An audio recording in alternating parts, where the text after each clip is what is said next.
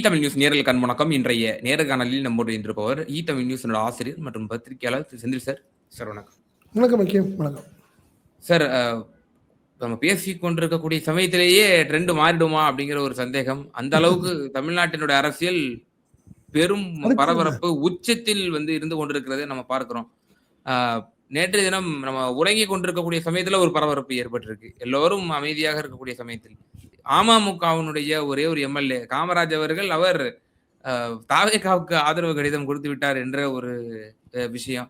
அது தினகரன் அவர்கள் போய் இது என்னுடைய எம்எல்ஏவை குதிரை பேரம் கொடுத்து வாங்கிட்டாங்களா என்னன்னு தெரியல, அவர் அப்ஸ்காண்டா இருக்காரு அப்படின்னு சொல்லி அவர் முறையிட, பிறகு இருவரும் ஒரு சேர்ந்து ஆளுநரை சந்திச்சிருக்கிறாங்க இரவோடு இரவாக நள்ளிரவுல. என்னதான் நடக்குது சார் தமிழ்நாடு அரசியல்ல? இல்லை, இப்போ இதில் ஒரு விஷயம்தான், கரூர் சம்பவத்துக்கு அப்புறம் ஓடி போய் 41 நாள் வீட்டை விட்டு வெளியே வராத விஜய் இன்னைக்கு தனக்கு பதவி வேணும்னு 2 நாளில் 3 முறை கவர்னரை பார்க்குறாரு, அந்த கட்சி ஆஃபீஸ் தலைவரை போய் பார்க்குறாரு.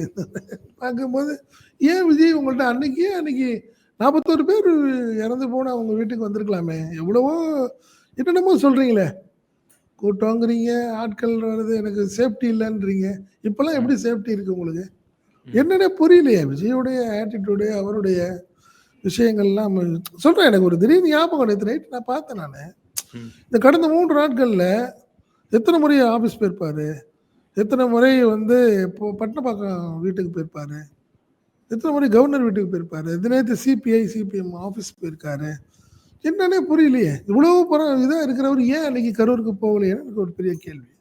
பட் இன்னொரு விஷயம், நேற்று பார்த்தீங்கன்னா மீண்டும் ஒரு தவறை செய்தார் விஜய். நம்ம அப்படி தான் சொல்லணும். நீங்கள் ஏற்கனவே முதல் முறை போகும்போது 118 எம்எல்ஏகளுக்கான சோர்சஸ் காட்டுங்க, ஒன்றும் பிரச்சனை இல்லைன்னு சொன்னாங்க. மீண்டும் போய் அவர் கேட்கும்போது அதே விஷயம்தான் நடக்குது. நேற்று 3வது முறை போகிறார். ஏற்கனவே 2 முறை கவர்னர் என்ன சொல்கிறார், உங்கள்கிட்ட 118 சோர்ஸு காட்டிடுங்க, நீங்கள் நாளைக்கே பதவி ஏற்றரலான்னு சொல்கிறார். நேற்று அவர் போகும்போது விசிகா அவங்க உயர்நிலை குழு கூட்டத்தை நடத்திட்டு இருக்கார். திரும்ப ஜூம் மீட்டிங்கில் அவர் முடித்து உங்களுக்கு ஏதாவது ஆதரவு சொன்னாரா இல்லையான்னு எதை பற்றி சிந்திக்கலை. அவர் போயிட்டே இருந்தார். போய் கவர்னரை பார்த்து மீண்டும் என்னை பதவி ஏற்கிறதுக்கு எனக்கு வாய்ப்பு கொடுங்கன்னு சொல்லி கேட்டுட்டு ஒரு சில லெட்டர்களை கொடுத்துட்டு வர்றார். அந்த லெட்டர்களில் 2 லெட்டர், ஒன்று சிபிஐ சிபிஎம் லெட்டர், 3வது லெட்டரும் ஒன்று கொடுத்துட்டு வர்றார். இது யாருக்கும் தெரியாத ஒரு விஷயம்னு வச்சுங்களேன். இது முடிஞ்சிருது. கவர்னர் ரைட்டு நான் பரிசீலிக்கிறேன்னு சொல்லிட்டு வந்துட்டார். வந்தும்போது தான் கவர்னர் மாளிகையில் சில விஷயங்கள் டிஸ்கஸ் பண்ணுறப்போ அமமுக உறுப்பினரான மன்னார்குடியில் வெற்றி பெற்ற எஸ் காமராஜ் கையெழுத்து போட்ட ஒரு கடிதம் இருக்குது. யாருக்கும் தெரியாது. இது முழுக்க விஜய்க்கு மட்டுமே தெரிந்த ஒரு அந்த லெட்டர். அது கவர்னர் அலுவலகத்தையும் செக் பண்ணி பார்க்குது. சிபிஐ சிபிஎம் ரைட்டு ரெப்ரசன்டேஷன் முழுக்க அவங்களுடைய ஆஃபீஸில் நடந்த விஷயங்கள் எல்லாத்துக்கும் தெரியும். அவங்க மாநில செயலாளர்கள் இருந்து அந்த லெட்டர்களை 2 எம்எல்ஏக்கள்கிட்ட கையெழுத்து வாங்கி கொடுத்துட்டாங்க. அது எல்லாத்துக்கும் தெரிஞ்ச ஒரு விஷயம். காமராஜ் லெட்டரை எப்படி வாங்கியது தவேகா, விஜய் கைக்கு எப்படி வந்தது? ஸோ அப்படி பார்க்கும்போது ஒன்று அவங்க ஹெட் குவார்ட்டர் சொல்லியிருக்கணும், ஒன்று டிடிவி சொல்லணும். என்ன சொல்லணும், இது மாதிரி ஆமாம் நாங்கள் ஆதரவு தெரிவிக்கிறோம், எங்கள் எம்எல்ஏ காமராஜ் கடிதம் கொடுத்துருக்குறோம் நாங்கள் அப்படின்னு அவர் சொல்லணும். அஃபிஷியலாக சொல்லலை. செக் பண்ணும்போது பார்த்து தான் என்ன கேட்குறாங்க, டிடிவி சைடில் கேட்கும்போது தான் டிடிவிக்கு இந்த விஷயம் தெரியல. அவர் ஷாக்கு. இல்லையே எங்கன்னு செக் பண்ணால் காமராஜ் செல்லு சுவிட்ச் ஆஃப். உடனே நேராக கவர்னரை பார்க்க வந்துட்டார் டிடிவி. இதில் தான் இந்த ஷாக் ஆனது. என்ன நடந்துச்சு ஏன் அப்படிங்கிறது தான் விஷயம்.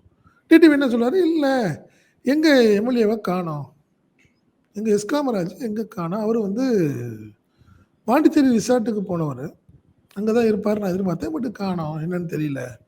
இப்படி துளாவிட்டு இருக்கும்போதே கவர்னர் தரப்புலேருந்து காமராஜ் ட்ரை பண்ணுறாங்க, அதுவும் கிடைக்கல. இந்த விஷயம் வெளியே ஆன உடனே அடுத்த ஒரு அரை மணி நேரத்தில் காமராஜ் கவர்னர் மாளிகைக்கு வருகிறார். காணா போயிட்டாருன்னு செல்லு சுவிட்ச் ஆஃப்னு சொன்ன நிலையில் அவர் வர்றார். இதுதான் பெரிய பரபரப்பு. நடந்தது என்ன அப்படின்னு பார்த்தீங்கன்னா, இதில் நடந்திருக்கு, காமராஜ் கையெழுத்து போடுற மாதிரி காருக்குள்ளேயே உட்காந்து கையெழுத்து போடுற மாதிரி ஒரு வீடியோவை அடுத்த நம்ம நேரத்தில் தாவேக்கா வெளியிடுது. அதுதான் மேட்ரு.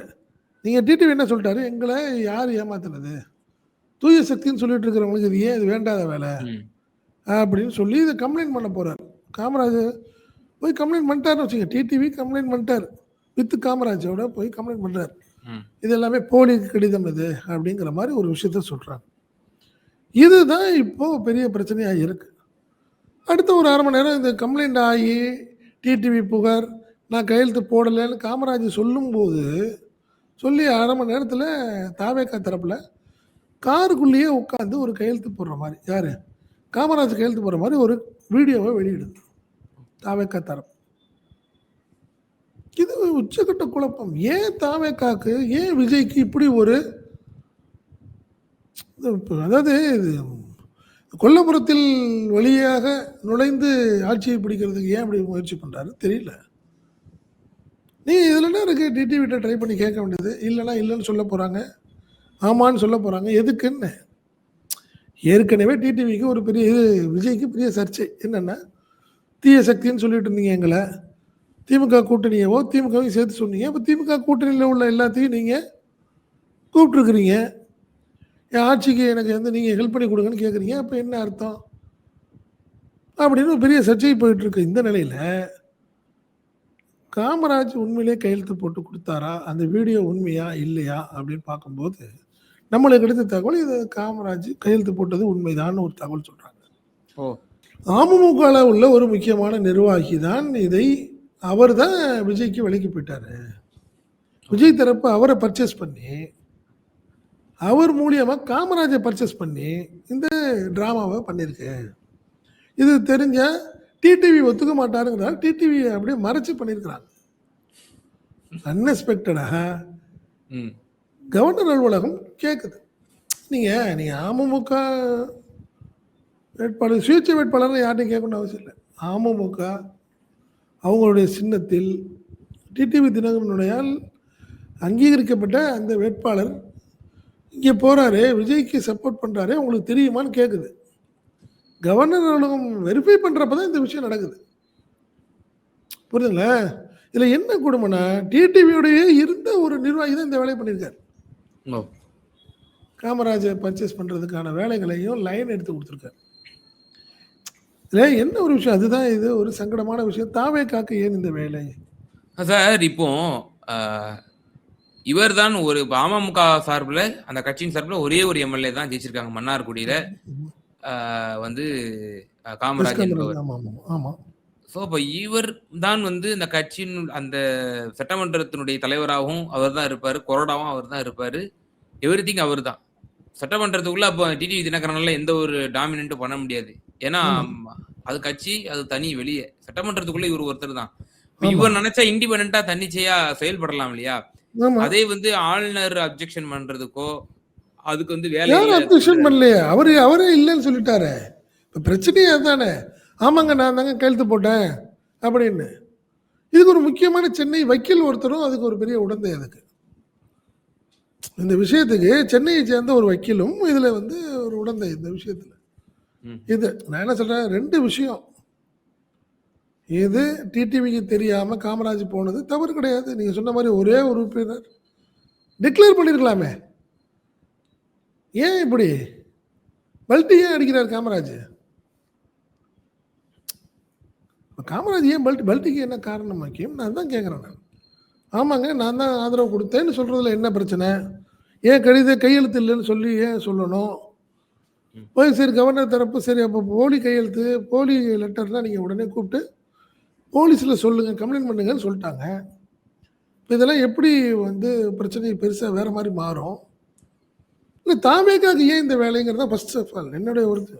நீங்கள் டிடிவி இவர்கிட்ட சிபிஐ கேட்டீங்க, சிபிஎம் கேட்டீங்க, ஐயுஎம்எல் நீங்கள் கேட்காமையே நீங்கள் கேட்டீங்க. ஆனாலும் ஐயுஎம்எலும் நாங்கள் சப்போர்ட் பண்ணுறேன்னு சொன்னாங்க, அப்புறம் மறுத்துட்டாங்க. அது வேறு விஷயம்னு வச்சுங்க.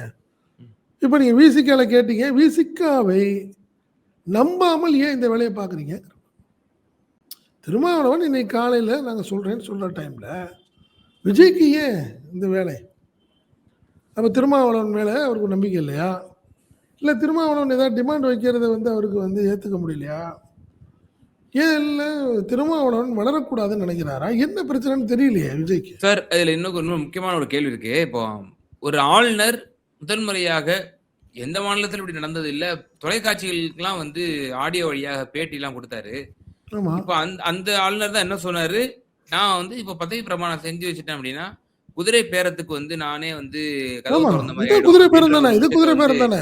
இது குதிரை அவரு பேரம் தானே. வந்து சொன்னாரு. இத இல்ல காமராஜர் வந்து பர்ச்சேஸ் பண்ணதே குதிரை பேரம் தானே. ம்.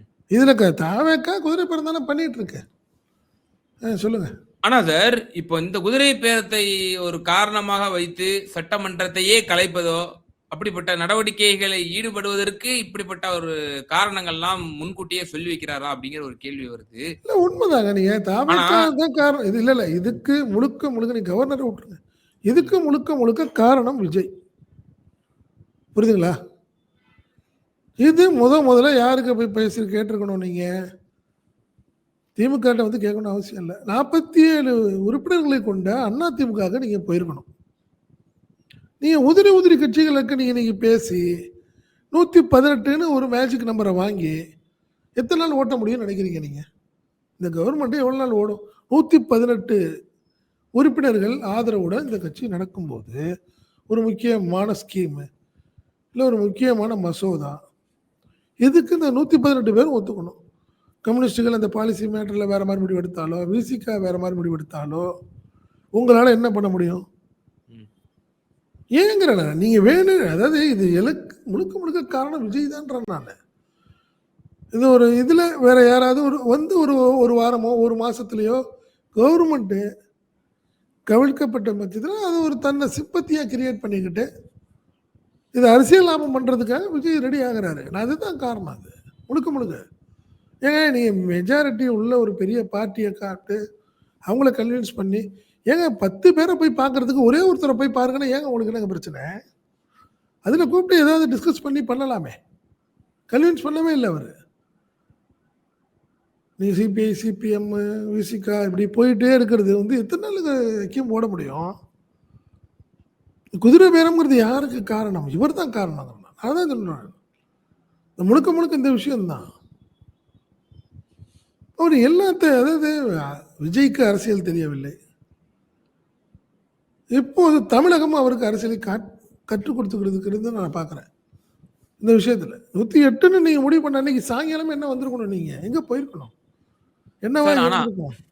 சார் இப்ப இந்த குதிரை பேரங்கிற ஒரு கான்செப்ட்ட முன் வச்சாங்க அப்படின்னா, இதே பாஜக ஆளக்கூடிய மாநிலங்கள்ல சரி, கடந்த காலத்துல இபிஎஸ் முதல்வர் ஆகுறதுக்கு முன்னாடி வரைக்கும் சரி, அந்த ம். கூவத்தூர் ஃபார்முலா இப்ப நம்ம தமிழ்நாடு பாணியில கூவத்தூர் ஃபார்முலா. அப்படித்தானே வந்து கர்நாடகால இருந்துச்சு, மகாராஷ்டிரால ம். இருந்துச்சு, ஆமா, மத்திய ஆமா, பிரதேசத்துல இருந்துச்சு. இப்ப ஆமா. அதெல்லாம் அப்பட்டமா தெரியலையா? அப்பல்லாம் வந்து இப்படிப்பட்ட ஸ்டேட்மெண்ட்ஸ் எதுவும் விடலையே. இப்ப மட்டும் அத வந்து சுட்டிக்காட்டி திமுக, அதிமுக வந்தாலும் நாங்க வந்து அந்த 180 மேஜிக் நம்பர் இருந்தா நான் பண்ணி குடுப்பேன். அப்படின்னு சொல்றது வந்து எப்படி புரிஞ்சுக்கிறது? யார் சொல்றது? மேதக ஆளுநர் அவர்கள் ஒரு தனியார் இல்ல, தொலைக்காட்சிக்கு இல்ல, இல்ல. பேட்டி ஆளுநர்ட்ட என்ன கேள்வி கேட்டாங்க தெரியுங்களா? விஜய் கவர்மெண்ட் ஃபார்ம் பண்றது தடுக்கிறீங்களான்னு கேட்ட கேள்வி. அதுக்கு தான் பதில் சொன்னார். என்ன கரெக்ட்டா இல்லையா? நீ இப்ப ஓப்பா பேசுங்க. ரிபப்ளிக்ல பேசினார். அதானே? ம். ரிபப்ளிக்கனுடைய கேள்விக்கு அவர் கேள்வி கேட்டது அதான் கேட்டாங்க. என்ன கேட்டாங்க? ஏன் ஒருத்தர் ஆட்சி அமைக்கிறத நீங்க ஏன் தடுக்கிறீங்கன்னு கேட்ட கேள்விக்கு அவர் கோவப்பட்டார். ஏன் அப்படி ஒரு கேள்வி கேட்டீங்க? எனக்கு என்ன பிரச்சனை அதுல? நான் கேட்டது 118க்கான சோர்ஸ் கேட்டேன், லெட்டர் கேட்டேன். அவ்வளோதான். நீங்க பதவி ஏத்துட்டு அதுக்கப்புறம் பண்ணீங்கன்னா, அதுதாங்க குதிரை பேரம். நீங்க சிஎம்மா இருந்துகிட்டு 4 பேர் மந்திரியா இருந்துகிட்டு ஒருத்தர போய் பிரஷர் பண்றது, அதுதானே இன்னைக்கு குதிரை பேரம். இதுல என்ன தப்புன்றேன் நானு. நான் இந்த விஷயத்துல நீங்க பிஜேபி மேல எனக்கு பழைய கருத்து வேறுபாடு உண்டு. அவங்க வந்து குதிரை பேரம் அதெல்லாம் வேற. இந்த விஷயத்துல தமிழ்நாட்டுல கவர்னர் கேட்டது இந்த விஷயத்துல என்ன தவறுன்னு நான் கேட்கிறேன். ம். 108 மெம்பர்ஸ் மட்டுமே பெரும்பான்மை இல்லாத ஒரு சிஎம் நீங்க கொண்டு போயிட்டீங்கன்னா, அவர் சிஎம் ஆக்குனதுக்கு அப்புறம் நான் பார்த்துக்கிறேன் அப்படின்னு சொன்னாருன்னா, அதுதான் குதிரை பேராக்கே. ஒரு சிஎம்மா போய் சிபிஎம் ஆஃபீஸுக்கு போய், சிபிஐ ஆஃபீஸுக்கு போய், திருமாட்ட ஃபோன்ல பேசுறது தான் குதிரை பேரம். ஒரு சிஎம்மா இருந்துகிட்டு பண்றது தான். இப்போ தாவேக்கா தலைவரா போய் பார்க்குறாரு. முடியுது, முடியலங்கிறாங்க. இப்படி இருக்கும் பட்சத்தில எஸ்காம் ராஜ் விஷயத்தில பாருங்க என்னமோ நடந்திருக்கு. யாரோ ஒரு ஆட்கள் ஏதோ வேற மாரி குதிரை பேரம் பண்ணதால தானே அவர கார்ல உட்கார வச்சு கையெழுத்து வாங்குறாங்க. அந்த வீடியோல பார்க்கும்போது. இந்த முகத்தை மூடி சென்றவர் கூட அவர்தான் இருக்கும் என்று யூகிக்கப்படுது. இருக்கலாம், இருக்கலாம். அதுதான் சொல்றேன். இதுதானே குதிரை பேரம். இதுதானே தாவேக்கா பண்ணியிருக்கு. அப்ப எப்படி தாவேக்கா வந்து எப்படி நம்புறது? இனிமே எப்படிங்க நீங்க தூய சக்தின்னு சொல்லுவீங்க நீங்க இனிமே? சார் அதே போல இன்னொரு விஷயம், அந்த கடந்த 2018ஆம் ஆண்டு இப்படிப்பட்ட ஒரு குழப்பம் ஏற்பட்டது. 17ஆம் ஆண்டு. அப்படி ஒரு குழப்பம் ஏற்பட்டபோது, ஓபிஎஸ் ஆதரவு நிலையில் இருந்த ஒரு எம்எல்ஏ அவர்கள் ஒரு பேட்டி குடுத்தாரு. அந்த பேட்டியினுடைய டேப்பு ஒரு ஆங்கில நாளிதழுக்கு வந்து ஒரு வீடியோவா வெளிவந்துச்சு. குதிரை பேரம் அப்பட்டமாக நடந்தது அப்படின்னு சொல்லி சொன்னாரு. பிறகு அவர் வந்து இல்ல அது நான் இல்ல எடிட் செய்யப்பட்டது அப்படின்னு சொல்லி அவரே சொன்னாலும் கூட, அது ஒரு இஷ்யூவாகவே திமுகவாலும், அதிமுகவின பல ஃபேக்ஷனாலும் முன்வைக்கப்பட்டது. அப்படிப்பட்ட ஒரு சூழ்நிலை இப்ப ஏற்பட்டு 100 கவர்னர் 100க்கு ஆட்சி 100 தான் கவர்னர் நீங்க ஆட்சிக்கு தான் இது வழிவகுக்குதுன்னு சொல்றீங்க. ஆமா. இதுக்கு காரணம் விஜய் தான் நான் திருப்பி திருப்பி சொல்லிட்டு இருக்கிறேன். ஓகே. அவரு திமுகன்னு சொல்லி பார்த்தாரு. திமுக தெளிவாயிடுச்சு இந்த விஷயத்துல. அவர் திமுகன்னு கொண்டாடுறதுக்காக என்னென்னமோ சொல்லி பார்த்தாரு. அவரால ஒண்ணும் பண்ண முடியல. இன்னைக்கு திமுக ஆதரவு கட்சிகள் தான் இன்னைக்கு அவர காப்பாத்திக்கிட்டு இருக்கு. எவர் தீய சக்தின்னு சொன்னாலும், தீய சக்தி தான் இப்ப தூய சக்திய காப்பாத்திட்டு இருக்கு. ஃபர்ஸ்ட் ஆஃப் ஆல் புரியுதுங்களா? நீங்க உண்மையிலேயே நீங்க வந்து சிஎம் நினைச்சிருந்தாருன்னா, குழப்பத்தை ஏற்படுத்தியிருக்கலாம் கேம். எவ்வளவோ பண்ணியிருக்கலாமே. வேற யாராவது ஒருத்தர கொண்டாந்து கேண்டிடேட்ன்னு சொல்லி, வேற மாரி ட்ராமா என்ன பண்ணிடலாம். அவரு இன்னைக்கு நேத்துமே அதே தான் சொல்றாரு. சீக்கிரம் வேலைய பாருங்க. ம். கவர்ன்மெண்ட் ஃபார்ம் பண்ணுங்க. நாங்க எதிர்க்கட்சியா இருந்து என்னுடைய ஆக்கப்பூர்வமான எதிர்க்கட்சியா நாங்க வேலை பார்க்குறோம்னு சொல்றாங்க. அவரு விஜய் இத நினைச்சது முழுக்க முழுக்க திமுக ட்ராமா பண்ணணும்னு நினைச்சாரு. பட் அவர் பண்ற ட்ராமா தான் இப்ப எல்லாத்துக்குமே ஆச்சரியமா இருக்கு. இதோ இப்ப நேத்து எக்ஸ்போஸ் ஆயிட்டாரு. அமமுக எம்எல்ஏவை பர்ச்சேஸ் பண்ணி, பேரம் பேசி மாட்டிக்கிட்டாரு. புரியுதுங்களா? நீங்க அதனால இந்த விதத்துல கவர்னர் இனி அன்னைக்கே யார் சொன்னது காரணம், மீண்டும் கவர்னர் ஆட்சி வந்தால், தமிழகத்தில் கவர்னர் ஆட்சிக்கு வந்து வரும் பட்சத்தில் அதற்கு காரணம் விஜய். வேற யாரும் ஃபார்ம் ஆகாம போயிடுச்சு. கவர்மெண்ட் ஃபார்ம் ஆகாத ஒரு சூழ்நிலைக்கு வந்தால், சரி இவ்வளோ பேசுறீங்களேங்க, ஏங்க நீங்க இவ்வளோ பேசுறீங்க? நீங்க தான் உங்களால 108 தான் இருக்கு. உங்களுக்கு யாரும் பெருசா சப்போர்ட் பண்ண மாட்றாங்க. நீங்க யாருக்கா சப்போர்ட் பண்ணிட்டு போங்களேன். நாங்க வந்து கவர்மெண்ட் நல்ல கவர்மெண்ட் நடத்தணும். அவ்வளோதான் நான் நினைக்கிறேன். எனக்கு அத பத்தி இல்ல. எனக்கு பதவி ஆசைலாம் இல்ல. 108 பேர் நாங்க ஜெயிச்சிருந்தாலும் கூட, நாங்க இவங்களுக்கு சப்போர்ட் பண்றோம். திருமாவளவன சிஎம் ஆக்கிக்கிறோம் நீங்க சொல்லுங்க. அவர் 2 எம்எல்ஏ தாங்க அவரு. ஒரு தலித் முறை. ஒரே ஃபர்ஸ்ட் டைம் கிட்டத்தட்ட கக்கன் காலத்துக்கு அப்புறம் ஒரு வாய்ப்பு அவருக்கு வருது. அவர சிஎம் ஆக்கிக்கிறோம். நாங்க ஆதரவு வெளியிலேருந்து ஆதரவு தெரிவிக்கிறோம். யார் யார் சப்போர்ட் பண்ணுங்கன்னா திமுகவும் சப்போர்ட் பண்ணணும் திருமாக்கு. இப்பதான் வன்னியரசு அவர்கள் தொடர்ந்து பதிவுகள போட்டுட்டு இருக்கிறாரு. நாங்க எங்களை பண்ணுங்க கேம் நான் ஓரங்கட்ட சொல்றேன். நினைத்தாலும், ஒதுக்க ஆ நினைத்தால் நாங்கள் மையமாக வந்து செயல்படுவோம் அப்படின்னு. இல்ல உண்மைதான். நான் என்ன சொன்னேன், இது விஜய்க்கு ஏன் இந்த பணத்து ஆசை? எதுக்கு பதவி ஆசை? வெறி? போய் அடுத்தவங்கள பர்ச்சேஸ் பண்ணி நான் என்ன சொல்றேன், இது டிடிவி சொல்றது உண்மையா? காமராஜர் சொன்னது உண்மையா? இல்ல தாவேக்கா போட்ட வீடியோ உண்மையான்னா, அத விட்டுருங்க. பட் ஏதோ தவறு நடந்திருக்கு. அதுக்கு தாவேக்கா உடந்தையா இருந்திருக்கா இல்லையா? ஏன் காமராஜர் கொண்டு போய் கார்ல உட்கார வச்சு கையெழுத்து வாங்குறீங்கங்கிறேன். இதானே குதிரை பேரம்? இதெல்லாம் வச்சு தானே கவர்னர் கண்டிப்பா ரூல் கொண்டாடலாம்ல. கவர்னர் நீங்களே ஒரு வாய்ப்பை குடுத்துட்டு இருக்காரு. இது முழுக்க முழுக்க விஜயோடைய ஃப்ளா. அவருடைய பதவி ஆசையா தான் நான் பார்க்குறேன். அவர் ஏன் இவ்வளோ ஒரு வெறியா அலைஞ்சிட்டு இருக்கிறாருன்னு எனக்கு புரியல. சார் எனக்கு இறுதியான ஒரே ஒரு கேள்வி தான் சார். இப்ப நம்ம சொன்னது மாரி ஆல்ரெடி குறிப்பிட்டது மாரி, எங்களை ஓரங்கட்ட நினைச்சாலும், எங்கள ஒதுக்க நினைச்சாலும், நாங்க தான் மையமா இருப்போம், செயல்படுவோம் அப்படின்ற விஷயத்த சொல்லியிருக்காங்க. ஆட்சியில் பங்கு, அதிகாரத்தில் பங்கு. இது திருமா காலம் அப்படின்ற ஒரு பதிவு நேத்து போட்டிருந்தாரு. இன்னைக்கு இப்படி போடுறாரு. திருமாவளவனுடைய முடிவுக்காக தமிழகமே உற்று நோக்கி காத்துக் கொண்டிருக்காது. எப்படி பார்க்குறீங்க? என்ன முடிவு எடுப்பதற்கான வாய்ப்புகள் இருக்கு? முதல்வர் வேட்பாளர் திருமாவை தான். திருமாவுக்கு திமுகவும் அதிமுகவும் ஆதரவு கொடுக்க போகிறது. அடுத்த சில மணி நேரங்களில் மிகப்பெரிய மாற்றம் இருக்கும். ஓ! இதுதான் நடக்க போகுது. சார் இப்ப நீங்க சொல்றது நல்ல ஒரு லாஜிக்கான பாயிண்ட். இந்த 2 எம்எல்ஏக்கள்ல வச்சு தான் இங்க 116 இருக்கு. இங்க ஒட்டுமொத்தமா கூட்டினாலும் 116 வருது. ஆமா. சொல்ற லாஜிக் சரி. ஆனால் அந்த அரித்மெட்டிக்ல பல குழப்பங்கள் இருக்கே. இங்க இப்ப பாருங்களேன், திரு விஜய் அவர்கள் அப்பதான் விஜய் என்ன பண்ண போறாருங்கிறேன் நான். நான் என்ன சொல்றேன் கேளுங்க. நீங்க திமுக வரல, ம், அதிமுகவும் வரல, பாஜகவும் வரல. நான் சொல்றேன், திருமாவ தான் இப்ப சப்போர்ட் பண்ண போறாங்க. திமுகவ தான் கொண்டாட போகுது திருமாவ. நீங்க ஆசைப்பட்டீங்க. யார? நான் தாவேக்காவ சொல்றேன். நீங்களும் ஆசைப்பட்டீங்கல்ல. திருமாவுக்கு ஆதரவு வேணும்னு கேட்டீங்கல்ல. இப்ப திருமாவுக்கு நீங்க சப்போர்ட் பண்ணுங்கங்கிறேன் நானு. ம். திமுக அனௌன்ஸ் பண்ண போகுது. திருமா தான் முதல்வர் வேட்பாளர். திமுக ஆதரவு தெரிவிக்கிறதுன்னு சொல்ல போகுது. மத்தவங்கலாம் என்ன சொல்ல போறாங்கன்னு பார்ப்போம். அடுத்த சில மணி நேரங்களில் இந்த மாற்றம் இருக்கு. நடக்க போகுது பாருங்க. கடைசி சமயத்துல ஒரு பெரிய புயலே கிளப்பியிருக்கீங்க. என்ன வேணாலும் இல்ல நடக்கலாம். உண்மையிலேயே கேம் திருமாவளவன் இதுல விஜய் இல்ல இல்ல இது ஆதரவு தெரிவித்து மூவ் நடந்துட்டு இருக்கு. நான் அத வச்சு சொல்றேன் நானு. எனக்கு தெரிஞ்சு அந்த மூவ் தெரியும் எனக்கு. அத வச்சு ஓகே. சொல்றேன். திரும்ப தான் இப்ப அந்த பேச்சுவார்த்தை நடந்துகிட்டு இருக்கு. 12 மணிக்கு வந்து ராயப்பேட்டையில அதிமுக அலுவலகத்துல கூட்டம் நடக்க போகுது. புரியுதுங்களா? பாண்டிச்சேரியிலேருந்து வர்ற எம்எல்ஏக்கள் எல்லாம் இங்க வர்றாங்க. சென்னை வந்துடுறாங்க. இந்த இந்த ஒரு விஷயத்த திருமா சிஎம் என்ன செய்யலான்னு கொஞ்சம் டிஸ்கஷன் போகுது. ஓ. அதிமுக ஏத்துக்குதா ஏத்துக்கலையான்னு தெரியல. ம். திமுக ஏத்துக்க போகுது. தாவேக்கா என்ன செய்ய போகுது? திருமாவ சிஎம்னு முன்மொழிஞ்சு. ஓகே. ஆமா. இதுதான் நடக்க போகுது. ம். இதுக்கான வேலைகள் நடந்துட்டு இருக்கு. கண்டிப்பா நடக்கும்.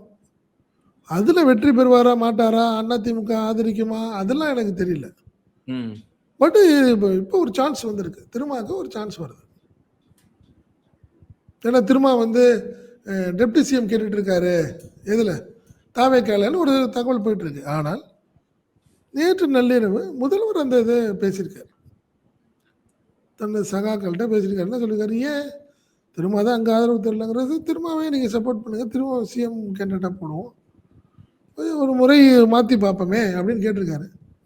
ஸோ அதனால் இது வந்து ப்ளஸ்ஸா மைனஸா நடக்குமான்னு இல்லை. பட் இந்த விஷயங்கள் திரைமறைவில் நடந்துக்கிட்டு இருக்கு. அதிமுக என்ன செய்ய போகுது?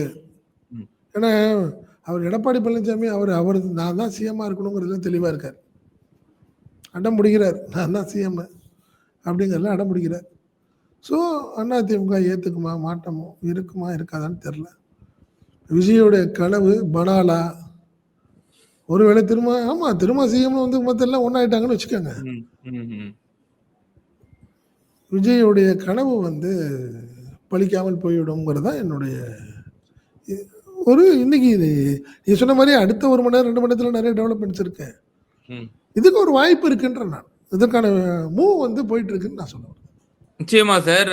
தமிழக அரசில் இதுவரை கண்டிராத அளவுக்கு ஒரு பெரும் பரபரப்பின் உச்சத்தில் கூடுதலான ஒரு சோர்ஸ சொல்லியிருக்கீங்க. முதல்வர் திருமாவளவன் அவர்களை முதல்வர் கேண்டிடேட்டாக திமுக வந்து தற்போது முன்னிலைப்படுத்தும். அதிமுக வருமா? இன்னும் இதர கட்சிகள் ஆதரவு தெரிவிப்பாங்களா? ஏன் விஜய் ஈவன் வரட்டுமே, சிபிஐ, சிபிஎம். ம். விஜய் வரட்டுங்கிறேன் நான். ம். நான் சொல்றேன் இது ஒரு பொதுவான நீங்க தானே சொல்றீங்க அவர்கிட்ட என்னை பொறுத்தவரை 40 ஆண்டு காலமாக தமிழக நலனுக்காக பொது வாழ்வில் இருக்கக்கூடிய ஒரு நபர். ம். திடீர்னுலாம் வரல.